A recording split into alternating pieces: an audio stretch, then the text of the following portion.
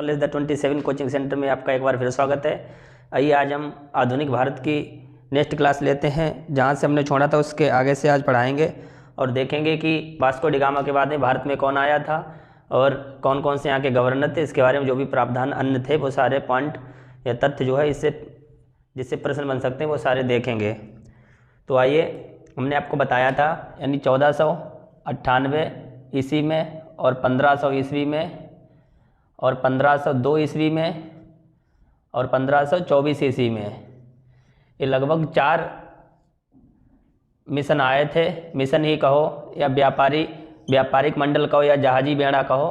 तो सबसे पहले 1498 में यहाँ दोस्तों कौन आया था? 1498 में वास्को डी गामा आया था प्रथम बार। वास्को डी गामा प्रथम बार आया था। इसके बाद में पेड्रो अल्वारेज आया था। इसके बाद में वास्को डी गामा पुनः आया था। पुनः वास्को डी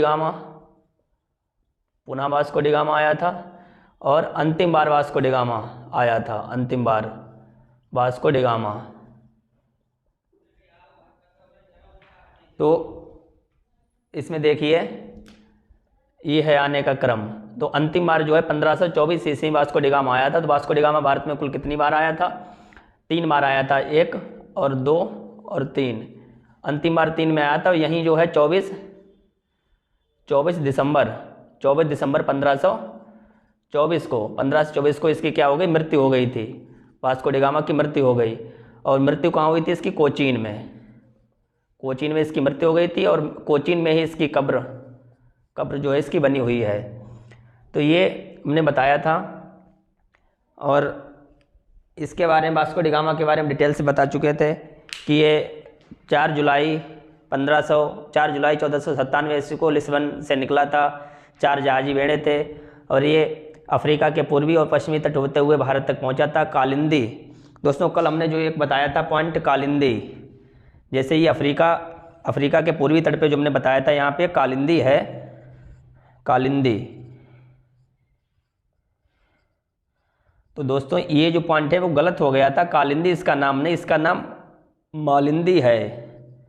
तो इसको दोस्तों करेक्ट कर लेना, मालिंदी। कालिंदी की जगह मालिंदी कर लेना। कि दोस्तों पेड्रो अल्वारेज, इसके बारे में लिखिए। भारत आने वाला सेकंड पुर्तगाली। भारत आने वाला सेकंड पुर्तगाली इंपॉर्टेंट है दोस्तों। भारत आने वाला प्रथम पुर्तगाली कौन है? तो वास्को डी गामा लगाएंगे। भारत आने वाला सेकंड पुर्तगाली तो लगाएंगे ये पेड्रो अल्वारेज। ये कब आया था भारत? ये 1500 ईस्वी में, 1500 AD में 13 जहाजी बेड़ा लेकर आया था। जहाजी बेड़ा 13 जो है जहाज़ों के साथ ही आया था। और आके जो है इसने क्या, जब ये भारत में आया था तो इसने जो है कालीकट उतरा और जमोरिन के साथ इसका संघर्ष हुआ था। इसका जमोरिन के साथ इसका जो है संघर्ष हुआ था। संघर्ष भी हुआ था जमोरिन के साथ में। यहाँ के जो स्थानीय व्यापारी थे मूर व्यापारी और अरब व्यापारियों के साथ भी इसका जो है संघर्ष हुआ था। ये व्यापार के उद्देश्य से आया था। जब दोस्तों इसका संघर्ष हुआ था जमोरिन और मूर व्यापारियों, तो इनको इससे जो है खासकर इनसे मूर अरब व्यापारी इनको पराजित कर दिया था दोस्तों। इसको पराजित कर दिया था और पराजित करने के बाद में 1500 AD में कालीकट में प्रथम फैक्ट्री की स्थापना की। कालीकट में प्रथम फैक्ट्री की स्थापना की। बस इसमें इतनी बात इंपॉर्टेंट है। देखो दोस्तों, प्रथम फैक्ट्री, ये हमने यहाँ पे कोठी नहीं लिखा है, फैक्ट्री शब्द लिखा है। तो पुर्तगालियों की प्रथम फैक्ट्री की स्थापना कब हुई थी? 1500 ईस्वी में हुई थी। कहाँ हुई थी? कालीकट में हुई थी। किसने की थी? पेड्रो अल्वारेज ने की थी। और ये जो है मूर और अरब व्यापारी यहाँ पर पहले से ही व्यापार करते थे। इनका संघर्ष हुआ था। जमोरिन से भी मतभेद हो गया था, वाद विवाद हो गया था। तो ये पेड्रो अल्वारेज जो है भारत आने वाला द्वितीय पुर्तगाली था। 1500 ईस्वी में आया था कालीकट में। कालीकट में आने के बाद ये व्यापारिक गतिविधियों में ज़्यादा संलिप्त था, तो इसका मूर और अरब व्यापारियों के साथ संघर्ष हुआ था। इसमें जो है जमोरिन से भी इसका वाद विवाद हुआ था। इनको पराजित करके 1500 ईस्वी में कालीकट में प्रथम फैक्ट्री की इसने स्थापना की। नोट लिखो कि प्रथम कोठी की स्थापना पूछी जाए। पुर्तगालियों की प्रथम कोठी, पुर्तगालियों की प्रथम कोठी की स्थापना, इसको दोस्तों बताइए प्रश्न को, इसका आंसर भी हम बाद में बताएंगे। तो इसके बाद में पेड्रो अल्वारेज ये आया और पुनः यहाँ एक फैक्ट्री की स्थापना करके वापस लौट गया। इसके बाद में दोस्तों कौन आया? Vasco D gamma. Vasco D gamma, Vasco D gamma ये 1502 में पुनः भारत आया था, पुनः या दूसरी बार यानी सेकेंड बार ये आया था। इसने भी वहाँ, क्योंकि ये लोग व्यापार के उद्देश्य से आते थे तो व्यापारियों का इनका पहले से ही यहाँ पे प्रभुत्व था, तो इनसे संघर्ष होना लाजमी है। और इसने तो केवल हल्की सी झड़प या मतभेद या मनमुटाव हुआ था पेड्रो अल्वारेज का, लेकिन इसने साफ साफ वास्को डी गामा ने जमोरिन को आदेश दे दिया था, ये आदेश दे दिया था कि जितने भी अरब व्यापारी, मूर्ख व्यापारी या जो इससे पहले यहाँ पे जो अपना प्रभुत्व जमाए हुए थे व्यापार के क्षेत्र में, उनको देश से निकालने के लिए इसने आदेश दे दिया था कि इनको देश से निकाल दो। लेकिन इस जमोरिन ने इसके आदेश का पालन नहीं किया, तो इसने जमोरिन के साथ भी संघर्ष किया। जमोरिन के साथ जब इसने संघर्ष किया तो एक अपना प्रभुत्व बनाने के लिए इसने इन लोगों से भी संघर्ष किया, मूर और अरब व्यापारियों से। जमोरिन को क्या आदेश दिया? इसने जमोरिन को आदेश दिया दोस्तों, जमोरिन को क्या दिया? आदेश दिया कि अरबी और मुस्लिम व्यापारियों को देश से निकाल दिया जाए। अरबी और मुस्लिम व्यापारियों को देश से निकाल दिया जाए, देश से निकाल दिया जाए। जब किसने? जमोरिन ने जब इसके आदेश का पालन नहीं किया तो इसने वास्को डी गामा ने जमोरिन पर आक्रमण कर दिया, प्रहार कर दिया। तो अंततः ऐसे मतभेद मनमुटाव चलता रहा, व्यापारिक गतिविधियों में संलिप्त रहा। मूर अरब व्यापारी जो है ये थोड़े हल्के पड़ गए थे, क्योंकि वास्को डी गामा और ये पुर्तगाली जो है एक के बाद एक अपने जहाजी बेड़ा नौसैनिक शक्ति के बल से इनको धीरे धीरे परास्त करते गए। आइए हम देखेंगे नेक्स्ट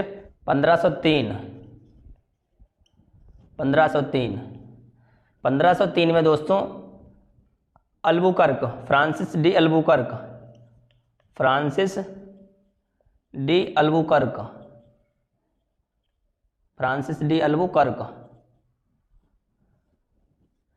जहाजी बेड़ा के साथ, जहाजी बेड़े का नायक बनकर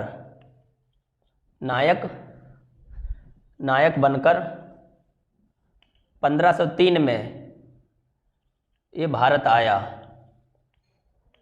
जहाजी बेड़े का नायक बनकर अल्बुकर्क 1503 में भारत आया था। तो 1503 में जब भारत आ गया था, फ्रांसिस डी अल्बुकर्क देखिए पहली बार आया ये भारत में, ये पहली बार आया। इसके बाद में गवर्नर जनरल भी बनकर आएगा, लेकिन अभी यहाँ पे 1503 में फ्रांसिस डी अल्बुकर्क जहाजी बेड़े का नायक बनकर भारत में पहली बार आया था। तो इसी समय दोस्तों क्या हुआ था? 1503 में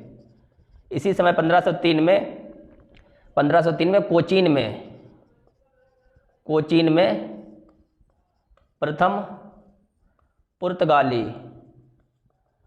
पुर्तगाली कोठी की स्थापना की गई दोस्तों, कोठी की स्थापना की गई। इंपॉर्टेंट प्रश्न है ये। देखिए अभी हमने इससे पहले बताया था प्रथम फैक्ट्री की स्थापना 1500 ईस्वी में पेड्रो अल्वारेज ने की थी, लेकिन यहाँ हम कोठी की बात कर रहे हैं। तो प्रथम कोठी की स्थापना किसने की थी? अल्बुकर्क ने की थी 1503 में। दोस्तों कोठी और फैक्ट्री में अंतर होता है। कोठी जो है वो किला नुमा होती है, जबकि फैक्ट्री, यहाँ फैक्ट्री का मतलब ये नहीं कि किसी चीज़ का उत्पाद होता था, किसी चीज़ का प्रोडक्शन होता था, यहाँ पे नहीं दोस्तों। कोठी का मतलब यहाँ पे या फैक्ट्री का मतलब था कि एक निश्चित जगह बना ली जाती थी, उस जगह पर जो व्यापारियों से संबंधित जो सामान था, यानी जो आयात निर्यात सामान होता था, तो उसको एक जगह स्टोर करके रखा जाता है। स्टोर हाउस एक हिसाब से वो था वहाँ पे। तो यहाँ के स्थानीय निवासियों से काली मिर्च, मसाला ये सब खरीद कर उसे भरते थे, कोठी में सुरक्षित रखते थे और जहाँ जाता था और ले जाता था। तो एक स्टोर रूम की तरह, स्टोर हाउस की तरह जो है कोठी का प्रयोग किया जाता था। तो एक सिंपल मान लो ये बना लिया आपने फैक्ट्री, यानी एक वेयर हाउस बना लिया, गोदाम बना लिया। अगर इसके चारों तरफ आपने चार दीवारी खड़ा कर दी, एक महल की तरह बना लिया महल, तो इसको कहा जाता था कोठी। तो तो प्रथम कोठी की स्थापना दोस्तों कोचीन में हुई थी, और प्रथम फैक्ट्री की स्थापना दोस्तों कहाँ हुई थी? कालीकट में। अब देखिए यहाँ पे, जैसे अगर भारत का मैप बनाइए तो यहाँ पे है केरल, केरल का पूरा ये बॉर्डर है। तो दोस्तों जो कोचीन है वो नीचे है, कोचीन, कोचीन मध्य में है, और उत्तर भाग में कोझिकोड, कालीकट, कालीकट, कालीकट या कोझिकोड, कोझिकोड दोस्तों एक ही नाम है। और यहाँ पे कोचीन, कोचीन या फिर कोच्चि, एक ही नाम है। इन दोनों के बीच में लगभग 200 किलोमीटर का अंतर है। तो ये ध्यान रखना, कोचीन नीचे है और कालीकट ऊपर है। तो पहली फैक्ट्री बनाई गई थी कालीकट में, और पहली कोठी बनाई गई थी दोस्तों कोचीन में, ये ध्यान रखना। इसके बाद में जब पहली फैक्ट्री इसने पहली कोठी कोचीन में बना ली, इसके बाद में बहुत सारी इसने यहाँ पे अपनी फैक्ट्रियाँ कोठियाँ स्थापित की अल्बुकर्क ने। कोठी कहें या दुर्ग कहें, कोठी है दोस्तों, इसको दुर्ग भी कहा जाता है, दुर्ग। तो प्रथम पुर्तगाली दुर्ग, प्रथम पुर्तगाली कोठी, प्रथम पुर्तगाली फैक्ट्री। इसके बाद में दोस्तों 1505 में सेकेंड पुर्तगाली दुर्ग, सेकेंड पुर्तगाली दुर्ग की स्थापना कहाँ की गई थी? कुन्नूर में। कुन्नूर दोस्तों है तमिलनाडु में। तो प्रथम दुर्ग या प्रथम कोठी की स्थापना दोस्तों कहाँ की गई थी? कोचीन में की गई थी 1503 में, और द्वितीय पुर्तगाली दुर्ग या कोठी की स्थापना कुन्नूर में की गई थी। इंपॉर्टेंट है, 1505 में किया गया था। इसके बाद में 1505 के बाद में फिर अन्य जगहों पर भी इसने जो है कोठियाँ बनाना प्रारंभ कर दिया था। दोस्तों इसने जो है अल्बुकर्क ने जो प्रथम बार आया था जहाजी बेड़े का नायक बनकर, इसने 1503 में कोचीन में प्रथम दुर्ग या फैक्ट्री या कोठी की स्थापना की। 1505 में सेकेंड पुर्तगाली दुर्ग जो है कुन्नूर बनाया गया था। तो ये चीज़ें हैं। आइए हम अब इसके पुर्तगाली गवर्नर देखते हैं कि कौन कौन जो है भारत में पुर्तगाली गवर्नर के रूप में भारत आया था। तो देखते हैं पुर्तगाली गवर्नर या वायसराय, पुर्तगाली गवर्नर या वायसराय। यहाँ दोस्तों इस टॉपिक से क्वेश्चन पूछे जाते हैं। तो देखिए पुर्तगाली गवर्नर यानी पुर्तगाली जो हैं वो वास्को डी गामा के रूप में धीरे धीरे पहले भारत में आए थे व्यापारिक गतिविधियों के लिए। बाद में इन्होंने अपना हस्तक्षेप या राजनीति में हस्तक्षेप स्टार्ट कर दिया था, और धीरे धीरे अपनी शक्ति भारत में बढ़ाने लगे थे। यहाँ तक कि अब व्यापारिक गतिविधियों को कंट्रोल करने के लिए गवर्नर जनरल या वायसराय का पद भी बनाया जाने लगा था। तो आइए इसमें देखते हैं कि कौन कौन इसमें पुर्तगाली गवर्नर वायसराय के रूप में आया था। तो इसमें जो पहला ये व्यवस्था जो है 1505 से प्रारंभ की गई थी। ये पद जो है, ये पद का सृजन कब से किया गया था? 1505 से, 1505 से। ठीक, 1505 के बाद में एक जो है गवर्नर जनरल एक तय समय के लिए नियुक्त होके आता रहा था। तो यहाँ पे फ्रांसिस डी अल्मीडा, यहाँ पे Francis de Almeida, Francis de Almeida.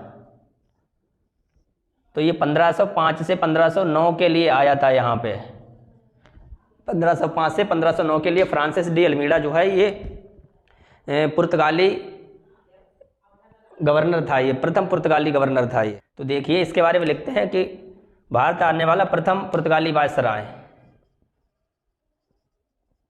Bharat आने वाला प्रथम पुर्तगाली वायसराय, वायसराय या फिर गवर्नर। तो ये दोस्तों ये स्थल की अपेक्षा जल पे विस्तार करने को अधिक महत्व देता था। स्थल की अपेक्षा यानी स्थल की अपेक्षा जल शक्ति विस्तार करने की इच्छा थी, विस्तार करने की इच्छा थी इसकी। तो ये दोस्तों ये भारत में क्यों आया था, इसका उद्देश्य क्या था, भारत आने का इसका उद्देश्य क्या था? हिंद महासागर पर इसका उद्देश्य दोस्तों था, इसमें लिखो हिंद महासागर पर, हिंद महासागर पर पुर्तगाली नियंत्रण स्थापित करना, पुर्तगाली नियंत्रण या वर्चस्व स्थापित करना, इसका ये मुख्य उद्देश्य था। इसीलिए जो है इसको भेजा गया था। और ये देखो हिंद महासागर जो कि जल क्षेत्र है, तो इसकी इच्छा भी जल शक्ति का विस्तार करने की थी, इसीलिए इसको जो है भेजा गया था इस पे। तो इसने जो है यहाँ आके क्या किया, इसने सबसे पहले यहाँ पे जो संयुक्त सेना थी, यानी संयुक्त एक इसने युद्ध किया था। संयुक्त युद्ध में इसने जो मिस्र की सेना को, गुजरात की सेना को पराजित कर दिया, और पराजित करने के साथ साथ इसने जो है पूरे हिंद महासागर पर अपना प्रभुत्व स्थापित कर लिया। ब्लू वाटर पॉलिसी इसने लागू कर दी भारत में आती। तो इसने दोस्तों क्या किया था, यहाँ पे एक ब्लू वाटर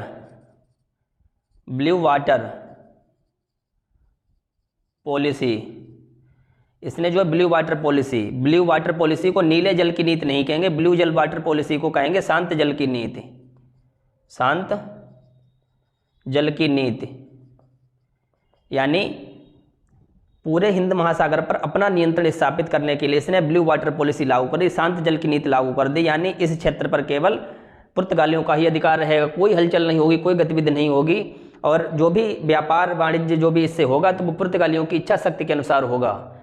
जब इसने लागू कर दी तो अन्य लोगों ने इसका विरोध किया, तो इसने जो एक संयुक्त बेड़े, एक संयुक्त सेना थी, संयुक्त सेना। इसमें संयुक्त सेना में दोस्तों कौन कौन था, इसमें मिस्र की सेना थी, मिस्र की सेना,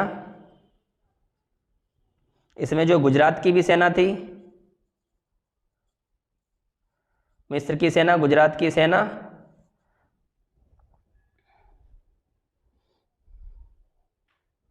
और तुर्की सेना। गुजरात की दोस्तों किसकी सेना थी, महमूद बेगड़ा की, महमूद बेगड़ा। तो इसने संयुक्त सेना जिसमें मिस्र की सेना थी और गुजरात की सेना थी और तुर्की सेना थी, तो जब इसने ब्लू वाटर पॉलिसी लागू कर दी तो फिर इन लोगों के द्वारा, मिस्र, गुजरात और तुर्की लोगों के द्वारा इसका विरोध किया गया। विरोध में इन सभी ने अपना एकजुट बना लिया और इसके खिलाफ जो है अभियान छेड़ दिया। तो ये संयुक्त सेना ने जो है इसके साथ युद्ध शुरू कर दिया, युद्ध शुरू। और युद्ध दोस्तों शुरू कब हुआ था, 1508 में, 1508 में जो है युद्ध शुरू हुआ था। और अकेले ही अल्मीड़ा ने इन तीनों सेनाओं को पराजित कर दिया था, इन तीनों संयुक्त सेना को पराजित कर दिया था इसने, संयुक्त सेना। दोस्तों इस संयुक्त सेना को इसने पराजित कर दिया था, किसने, वायसराय अल्मीड़ा ने संयुक्त सेना को दोस्तों पराजित कर दिया। और पराजित कब किया था, 1509 में युद्ध समाप्त हो गया था, पराजित हो गया था। जब ये पराजित हो गया था तो पूरा संपूर्ण हिंद महासागर पर, यानी संपूर्ण हिंद महासागर पर पुर्तगाली वर्चस्व कायम हो गया, पुर्तगाली वर्चस्व कायम हो गया। क्योंकि अब मिस्र की सेना भी पराजित हो गई, गुजरात की सेना भी, तुर्की सेना भी, सभी पराजित हो गई। और ये 1509 की घटना है। युद्ध शुरू हुआ था 8 में, तो सब तीनों सेनाओं को, संयुक्त बेड़े को इसने पराजित कर दिया। तो संपूर्ण हिंद महासागर पर पुर्तगाली वर्चस्व कायम हो गया। जब पुर्तगाली वर्चस्व कायम हो गया फिर इसने जो है इसका भी मनोबल बढ़ गया और फिर ज़्यादा ये राजनीतिक गतिविधियों में और इस पर और कठोर नियंत्रण बनाने के लिए अलग अलग ये अपना दिमाग चलाता रहा इसमें। तो इसने फिर इससे पहले ही जब इसने ब्लू वाटर पॉलिसी चलाई थी तो इसने 1505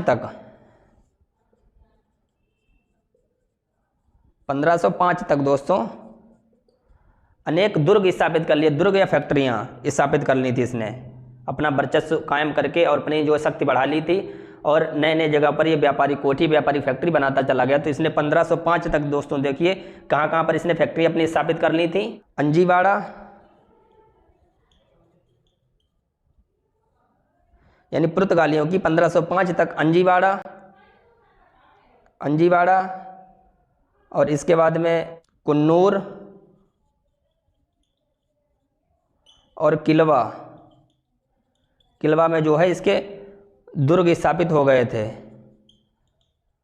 दुर्ग या कोठी जो है स्थापित। अंजीवाड़ा दोस्तों महाराष्ट्र में है, कुन्नूर दोस्तों तमिलनाडु में, किलवा ये साउथ अफ्रीका की तरफ है, ये अफ्रीका में। तो ये महाराष्ट्र में है, महाराष्ट्र के थाणे में। और ये कुन्नूर ये तमिलनाडु में है दोस्तों। और ये केन्या में है, केन्या तंजानिया में, तंजानिया के एक द्वीप है किलवा, ये अफ्रीका का। तो 1505 तक पुर्तगालियों का अंजीवाड़ा, कुन्नूर, किलवा, कोच्चि और यहाँ सब पर अधिकार हो गया था, पूरे हिंद महासागर पर भी अधिकार हो गया था। इसने ब्लू वाटर पॉलिसी चलाई थी दोस्तों, को पूछा जाता है ब्लू वाटर पॉलिसी का उद्देश्य क्या था दोस्तों, हिंद महासागर पर नियंत्रण स्थापित करना, हिंद महासागर पर नियंत्रण स्थापित करना, नियंत्रण स्थापित करना। ठीक है, तो फ्रांसिस डी अल्मीडा के बारे में दोस्तों प्रश्न पूछे जाते हैं कि भारत आने वाला प्रथम पुर्तगाली वायसराय या गवर्नर कौन था। फ्रांसिस डी अल्मीडा कब आया था? 1505 में आया था। कब तक रहा था? 1509 तक रहा था। इसकी इच्छा क्या थी? स्थल की अपेक्षा जल शक्ति का विस्तार करना था। और ये भेजा क्यों गया था कि हिंद महासागर पर पुर्तगाली नियंत्रण स्थापित करने के लिए भेजा गया था। तो इसने आते ही ब्लू वाटर पॉलिसी लागू कर दी, शांत जल की नीति लागू कर दी इसने। जब इसने शांत जल की नीति लागू की तो इसका जो है मिस्र है, गुजरात है और फिर तुर्की सेना द्वारा इसका विरोध किया गया था। जब विरोध किया गया तो इन्होंने सबने अपना एक संयुक्त सेना, संयुक्त गुट बना लिया था, इसके खिलाफ मोर्चा खोल दिया था फ्रांसिस डी अल्मीडा के खिलाफ में। तो फ्रांसिस डी अल्मीडा ने इसको 1509 में ये संपूर्ण संयुक्त सेना को पराजित कर दिया और हिंद महासागर अपना वर्चस्व कायम कर लिया था। तो 1505 तक इसने अंजीवाड़ा, कुन्नूर, किलवा यहाँ अपने दुर्ग स्थापित कर लिए थे। तो पुर्तगाली यहाँ तक अपना साम्राज्य विस्तार कर चुके थे। आइए आगे देखते हैं, नेक्स्ट देखते हैं दोस्तों। दूसरे नंबर पर Albuquerque, Alfonso de Albuquerque. Next कौन आया था दोस्तों? Alphonso de Albuquerque.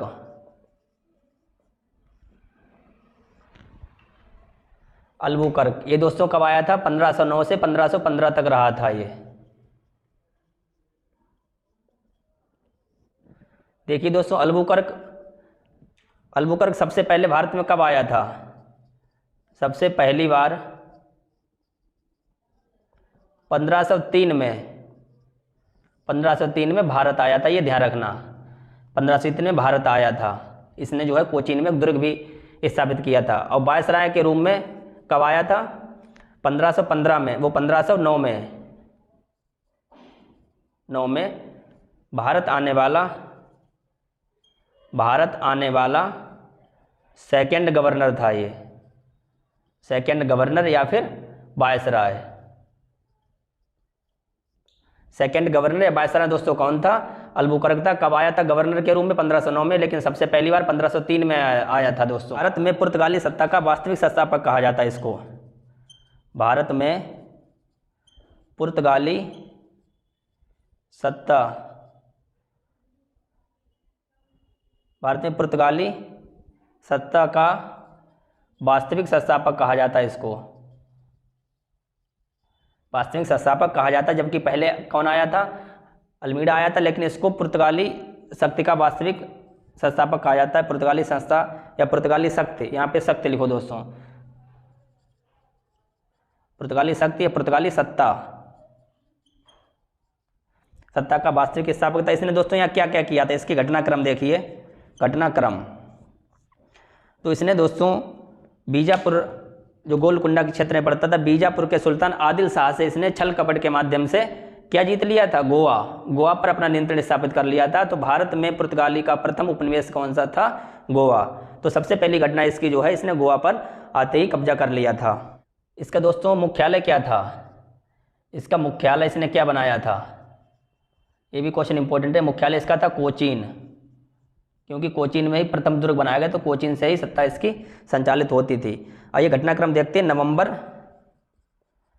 1510 में, नवंबर 1510 में विश्वासघात से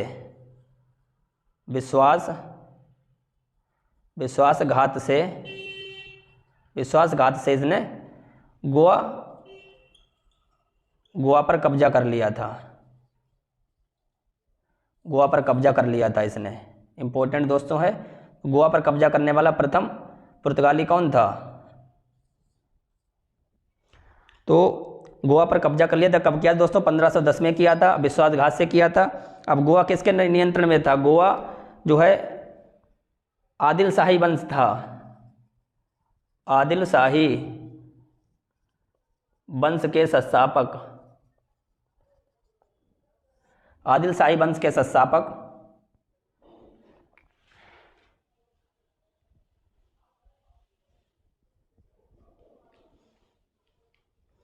आदिल शाही वंश के संस्थापक यूसुफ आदिल शाही, यूसुफ आदिल शाही के नियंत्रण में था। ये दोस्तों आदिल शाही वंश ये कहाँ का है? ये बीजापुर। बीजापुर जो क्षेत्र है वहाँ एक वंश था आदिल शाही। इस वंश का संस्थापक था यूसुफ आदिल शाही। तो यूसुफ आदिल शाही के नियंत्रण में ही गोवा था। जब अल्बुकर्क ने विश्वासघात से गोवा जीत लिया था, गोवा पर कब्जा कर लिया था, तो गोवा पर कब्जा करने के बाद में ही आदिल शाही इनका जो है मृत्यु हो गई थी। आदिल शाही की मृत्यु कब हो गई थी? गोवा पर कब्जा करने के बाद 1510 में। तो इनकी मृत्यु हो गई थी यूसुफ आदिल शाही की। ये बीजापुर का शासक था, बीजापुर के नियंत्रण में ही ये गोवा था। तो गोवा पर किसने अधिकार कर लिया था? अल्बुकर्क ने। तो ये घटनाक्रम इंपॉर्टेंट है, इसको ध्यान रखना। तो इसमें दोस्तों अब अल्बुकर्क ने गोवा पर विजय प्राप्त कर ली थी, तो इस कार्य को करने के लिए किसने इसकी मदद की थी? इस कार्य को करने के लिए अल्बुकर्क की किसने मदद की थी?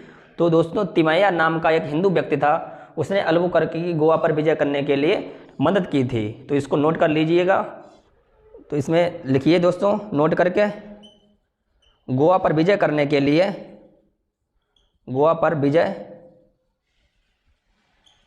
लिए अल्बुकर्क ने तिमैया नामक हिंदू की मदद ली। जब गोवा पर अधिकार कर लिया था तो गोवा के आसपास के जो क्षेत्र थे उस पर भी अल्बुकर्क ने अपना नियंत्रण स्थापित कर लिया था। तो दोस्तों गोवा के समीप भूमि राजौरी और दाभोल, यानी गोवा के समीप की भूमि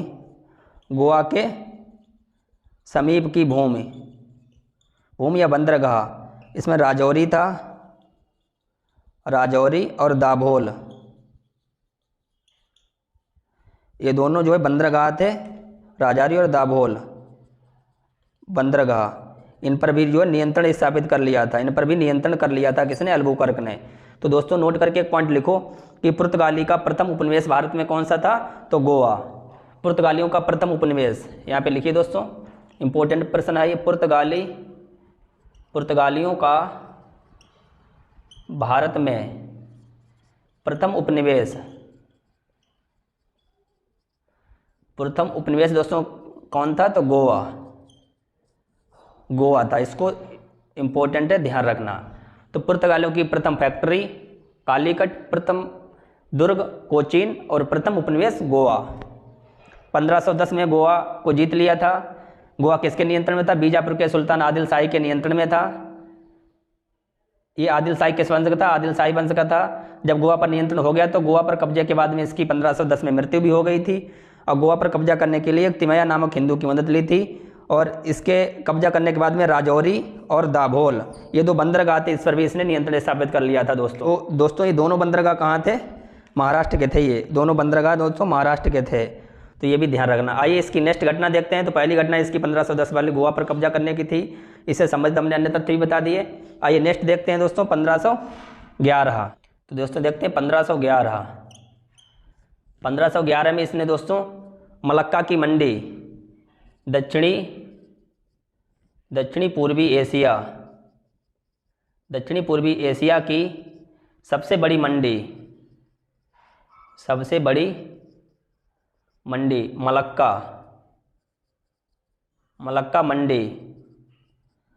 मंडी पर इसने जो है अधिकार कर लिया। ये इंपॉर्टेंट है दोस्तों। मलक्का मंडी पर अधिकार कब किया गया? 1511 में। देखिए दोस्तों 1515 में दोस्तों क्या हुआ था? 1515 में, तो 1515 में इसने फारस की खाड़ी के मुहाने पर स्थित होम्बुर्ज, फारस की खाड़ी के मुहाने पर स्थित होम्बुर्ज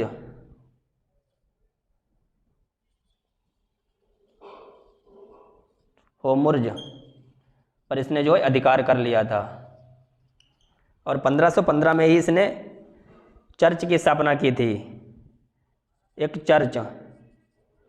चर्च की भी स्थापना इसने की थी। तो ये दोस्तों पुर्तगाली का प्रथम चर्च था, ये प्रथम चर्च। तो इस चर्च का क्या नाम था? Saint Xavier, Saint Xavier church. तो ये भी दोस्तों ध्यान रखना। तो फारस की खाड़ी के मुहाने पर स्थित होमुर्ज पर अधिकार कर लिया था दोस्तों 1515 में, और मलक्का की मंडी पर कब अधिकार कर लिया था दोस्तों? 1511 में। 1510 में गोवा पर नियंत्रण स्थापित कर लिया था। सेंट जेवियर चर्च ये कब बनवाया था इसने? 1515 में बनवाया था दोस्तों। एक मजे की बात है कि 1515 में इसकी मृत्यु भी हो गई थी, 1515 में इसकी मृत्यु भी हो गई थी, मृत्यु। और इसको दोस्तों कहाँ दफनाया गया? तो गोवा में दफनाया गया। इसकी मृत्यु कहाँ हुई थी? गोवा में,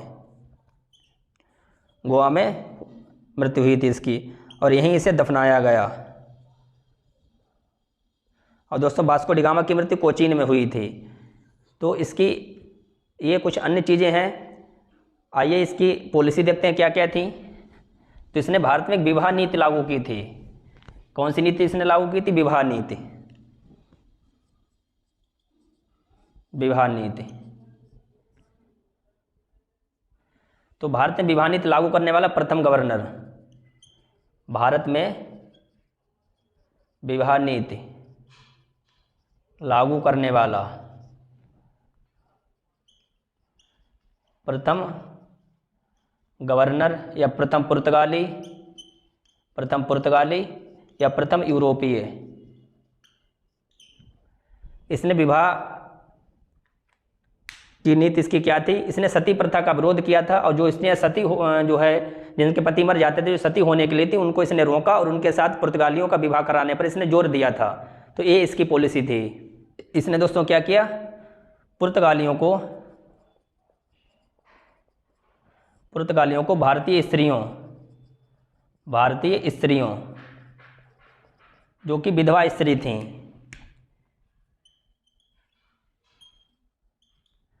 पुर्तगालियों को भारतीय स्त्रियों से विवाह के लिए प्रोत्साहन किया था। विवाह के लिए इसने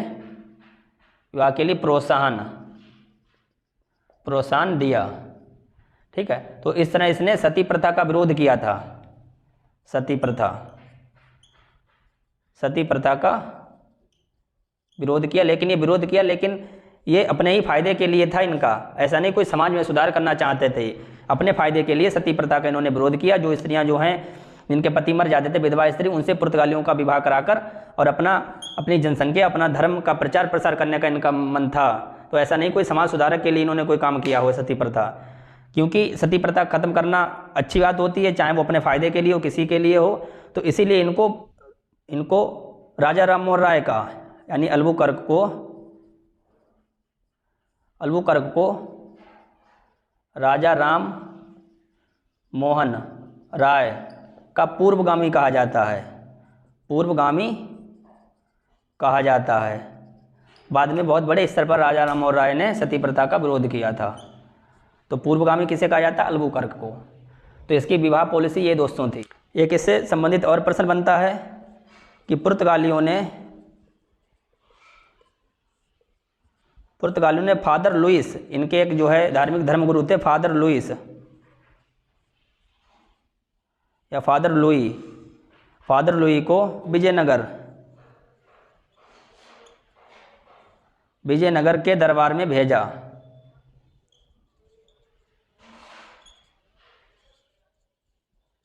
और इन्होंने जो है क्यों भेजा था? कोन्नूर और भटकल में दुर्ग स्थापित करने की मांग की, दुर्ग बनाने की मांग की। तो देखिए दोस्तों, फादर लुइस जो है किसके दरबार में गए थे? विजयनगर साम्राज्य के दरबार में गए थे। पुर्तगालियों ने इनको भेजा था। विवाह नीति को लागू करने वाला अल्बुकर्क जो है ये वास्तविक पुर्तगाली सत्ता का वास्तविक संस्थापक था। इसका मुख्यालय कोचीन था। 1515 में इसकी डेथ हो गई थी। तो ये सारी चीज़ें जो है इसके संबंध में हैं, इनको ध्यान रखना। खासकर इससे संबंधित क्वेश्चन बनता है कि पुर्तगाली सत्ता का वास्तविक संस्थापक था, और 1510 वाला क्वेश्चन बनता है गोवा, और 1511 में मलक्का, और 1515 में होमुर्ज, और ये वास्तविक संस्थापक था। ये 4-5 क्वेश्चन जो हैं विवाह पॉलिसी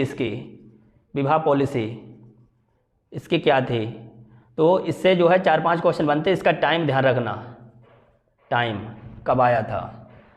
तो आइए नेक्स्ट देखते हैं, नेक्स्ट गवर्नर कौन आया था। आइए दोस्तों देखते हैं नेक्स्ट ये क्रम का तीसरा नहीं है, इसके बीच में बहुत सारे आए थे, उनका कोई उल्लेख नहीं मिलता, लेकिन हम 3 नंबर लिख ले रहे हैं। नीनो डी कुन्हा,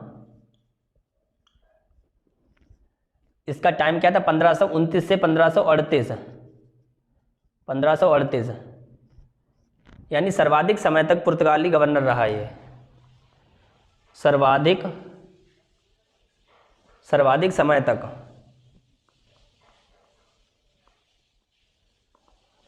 सर्वाधिक समय तक ये जो है पुर्तगाली गवर्नर था। इसके काल में 3-4 घटनाएं हुई थी, लगभग 3 या 4 घटनाएं इसके काल में हुई थी। तो प्रथम कौन सी घटना थी? इसने जो है 1530 में आते ही सबसे पहले इसने जो पुर्तगाली मुख्यालय था, पुर्तगाली मुख्यालय इसका था कोचीन। तो पुर्तगाली मुख्यालय कोचीन से इसने गोवा ट्रांसफर कर दिया, कोचीन से गोवा स्थानांतरित कर दिया। ठीक है, तो गोवा को मुख्यालय बनाने वाला प्रथम गवर्नर कौन था? Nino de Cunha. तो गोवा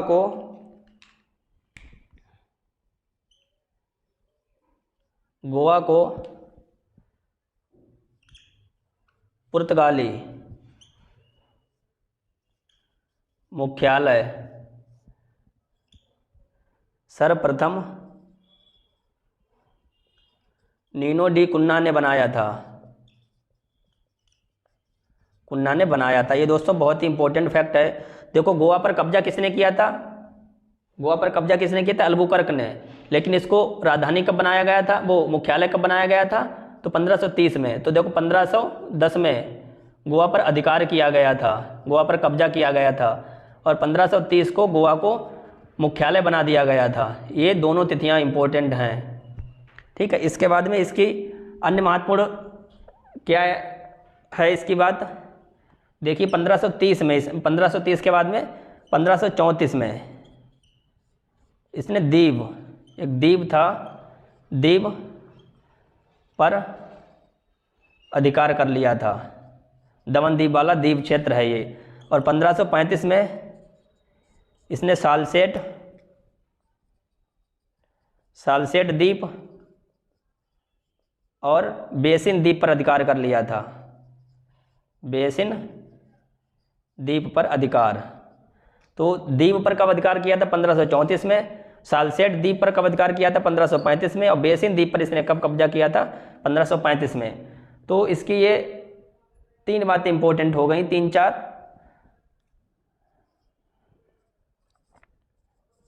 ठीक है दोस्तों, ये इन्होंने अधिकार क्यों कर पाया था? क्योंकि उस टाइम मुगल दरबार में षड्यंत्र गुटबाजी हो रही थी, तो उसका लाभ उठाकर इन्होंने इन पर अधिकार कर लिया। सम्राट हुमायूं और गुजरात का शासक महमूद शाह के बीच में मतभेद चल रहा था, तो इन्होंने उसमें हस्तक्षेप किया और चालाकी कूटनीति से इसका जो है लाभ उठाया था, इस परिस्थिति का। तो इसने द्वीप पर अधिकार कर लिया था, सालसेट और बेसिन द्वीप पर, इन पर सब पर जो है अधिकार कर लिया था। तो नीनो डी कुन्हा की ये 2-3 बातें बहुत ही इंपॉर्टेंट हैं, इनको ध्यान रखना। देखिए दोस्तों, इससे पहले नीनो डी कुन्हा से पहले लगभग 1524 में एक और पुर्तगाली आया था, पुर्तगाली वायसराय वास्को डिगामा भी बना था। तो 1524 में गवर्नर कौन था? Vasco da Gama. फिर लेकिन इसकी कोई खास उपलब्धि नहीं रही थी, ये खत्म हो गया था, एक्सपायर हो गया था। तो इसके बाद में फिर ये आगे के गवर्नर आए। आइए दोस्तों, नेक्स्ट गवर्नर देखते हैं। एक आया था गार्सिया द नरोना,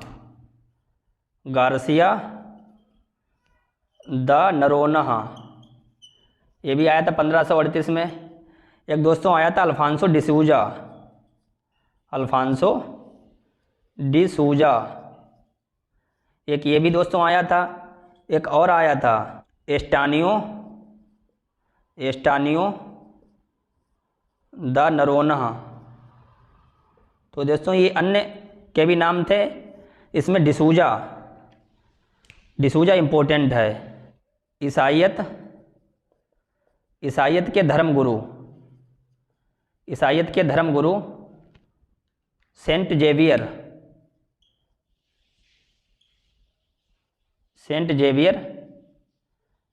इसके समय में ईसाई धर्म का प्रचार करने भारत आए थे। इम्पोर्टेंट दोस्तों, खूब पूछा जाता है कि सेंट जेवियर किसके समय में भारत आए थे, तो अल्फांसो डिसूजा के समय में भारत आए थे। तो ये भी इम्पोर्टेंट है एक फैक्ट। और एस्टानियो द नरोना ये क्यों इम्पोर्टेंट है, तो इसके समय में दोस्तों,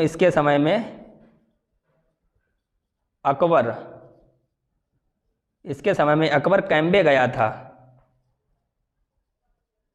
कैम्बे गया और वहाँ सर्वप्रथम पुर्तगालियों से मुलाकात की। वहाँ अकबर ने सर्वप्रथम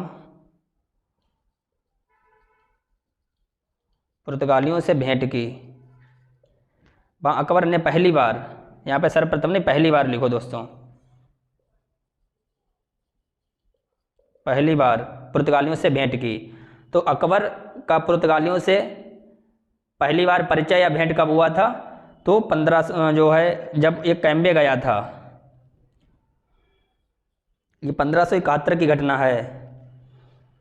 ये कब बना था दोस्तों, 1571 में। तो एस्टानियो द नरोना जो 1571 में गवर्नर बना था पुर्तगाली, इसके समय में अकबर कैम्बे गया था और वहीं पर अकबर ने पहली बार पुर्तगालियों से भेंट की थी। तो ये भी दोस्तों एस्टानियो द नरोना इंपॉर्टेंट, अल्फांसो डिसूजा इंपॉर्टेंट है। तो सारे जो पुर्तगाली गवर्नर आए थे उसके बारे में जो भी महत्वपूर्ण चीज़ें थी वो हमने देख ली हैं यहाँ पे। अब हम कुछ पुर्तगालियों के बारे में कुछ अन्य चीज़ें जानेंगे। महत्वपूर्ण तिथियाँ या फैक्ट्रियाँ लिखो यहाँ पे, फैक्ट्रियाँ कोठी, ठीक है। इससे संबंधित कुछ महत्वपूर्ण तिथियाँ बताएंगे। तो दोस्तों देखिए, पहली दुर्ग 1503 में दोस्तों क्या हुआ था, पुर्तगालियों का प्रथम दुर्ग, ये प्रथम दुर्ग था दोस्तों। इसकी स्थापना की गई थी कोचीन में। इसके बाद में 1505 में कुन्नूर में सेकेंड दुर्ग था, सेकेंड दुर्ग। 1510 में इसने गोवा पर अधिकार कर लिया था, गोवा पर अधिकार कर लिया था। 1511 में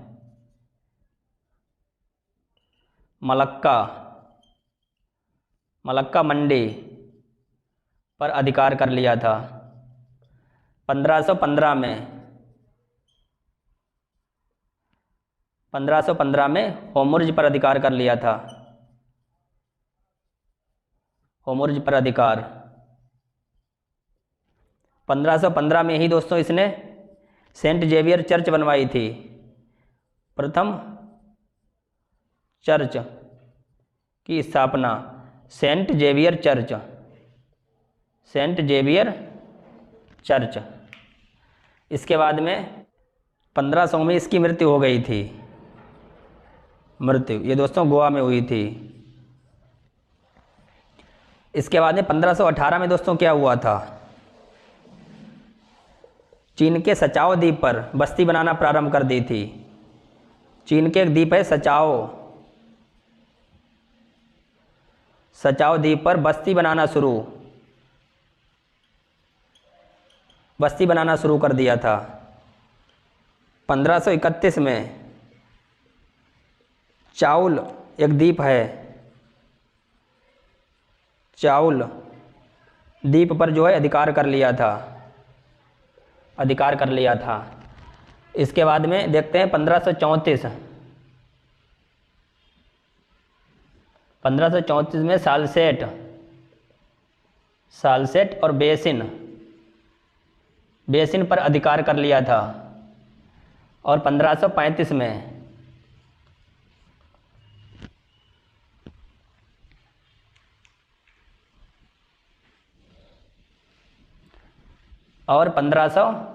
में द्वीप क्षेत्र पर अधिकार कर लिया था। तो 1534 में 2 सालसेट जो मुंबई बसा हुआ इस द्वीप पर और बेसिन पर कब्जा कर लिए थे 1534 में। 1535 में द्वीप पर अधिकार कर लिया था। नेक्स्ट देखिए 1536 में गुजरात के शासक महमूद शाह ने, ये गुजरात के शासक हैं महमूद शाह, गुजरात के शासक महमूद शाह ने बंगाल के चटगांव, बंगाल के दो गांव, एक सतगांव एक चटगांव, ये सतगांव है और प्लस चटगांव, यहाँ पर पुर्तगालियों को फैक्ट्री खोलने की अनुमति दे दी, फैक्ट्री खोलने की अनुमति दे दी। इसके बाद में 1559 में क्या हुआ था दोस्तों, 1559 में दमन पर अधिकार कर लिया था, दमन पर अधिकार, 1559 में दमन पर अधिकार कर लिया था। देखो द्वीप पर किया गया था 1535 में, 1559 में दमन पर अधिकार कर लिया था। नेक्स्ट देखिए 1579 से 80 के बीच में क्या हुआ था, 1579 से 80 के बीच में अकबर ने हुगली में फैक्ट्री खोलने की अनुमति दे दी थी। अकबर ने हुगली में फैक्ट्री खोलने की अनुमति दे दी थी। देखिए दोस्तों, अकबर ने ये नहीं कहा था कि हुगली में फैक्ट्री खोलो, अकबर ने कहीं भी भारत में कहीं भी इन्हें एक फैक्ट्री खोलने की अनुमति दे दी थी, तो पुर्तगालियों ने हुगली जगह को चुना था। इसीलिए कहा जाता है कि अकबर ने हुगली में फैक्ट्री खोलने की अनुमति दे दी थी 1579 से 80 के बीच में। यहीं पे देखिए दोस्तों, शाहजहां की अनुमति से बुंदेल में कारखाना खोला गया था। एक बुंदेल जगह है, यहाँ एक कारखाना इन्होंने खोला था, कारखाना है फैक्ट्री। ये किसकी है, शाहजहां की अनुमति से, शाहजहां की अनुमति से।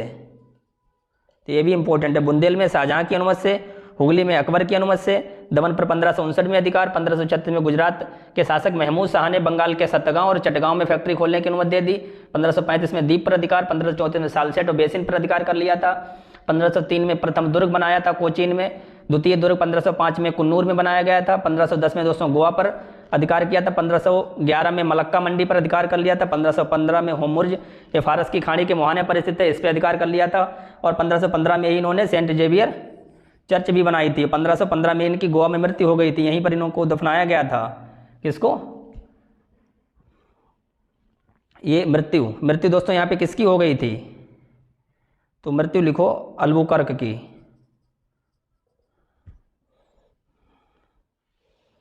1518 में चीन के सचाओ द्वीप, इंपॉर्टेंट द्वीप है, पूछा जाता है सचाओ द्वीप कहाँ है, चीन के नियंत्रण में है। 1531 में दोस्तों चाउल द्वीप है ये, इस पर भी अधिकार कर लिया था। तो ये सारी महत्वपूर्ण तिथियां हो गई पुर्तगालियों से संबंधित। इसके बाद हम पुर्तगालियों का पतन देखेंगे, इनका पतन कैसे हुआ था, कैसे कैसे इन्होंने जिन जिन क्षेत्रों पर अधिकार किया था, कैसे कैसे वहाँ से क्षेत्र सारे निकल गए, अंततः इनका पतन हो गया था। दोस्तों कुछ इनकी अन्य फैक्ट्री भी देख लेते हैं। अन्य फैक्ट्री इनकी कहाँ कहाँ पर हैं, सेकोत्रा एक जगह है, सेकोत्रा यहाँ पर है, चौल, मद्रास और सीलोन। तो यहाँ पर भी इनकी कुछ अन्य फैक्ट्रियाँ थीं, इनको ध्यान रखना। तो इनका डालिए पतन, पुर्तगाल का पतन, इनका पतन कैसे हुआ था दोस्तों, एक ऐसी घटना हुई थी जो सबसे ज़्यादा पतन के लिए इनकी जिम्मेदार है। 1580 की घटना, 1580 की घटना जो थी, इसमें पुर्तगाल देश जो स्वयं किसी का उपनिवेश बन गया था, स्वयं किसी के अधीन आ गया था। देखिए दोस्तों, पतन में सबसे महत्वपूर्ण चीज़ है एक तिथि 1580 की। 1580 में पुर्तगाल स्पेन के अधीन हो गया था, पुर्तगाल जो है स्पेन के अधीन हो गया था, पुर्तगाल स्पेन के अधीन या फिर स्पेन में सम्मिलित हो गया था, सम्मिलित हो गया तो अपनी स्वतंत्रता खो बैठा, यानी पुर्तगाल जो है वो अपनी स्वतंत्रता खो बैठा।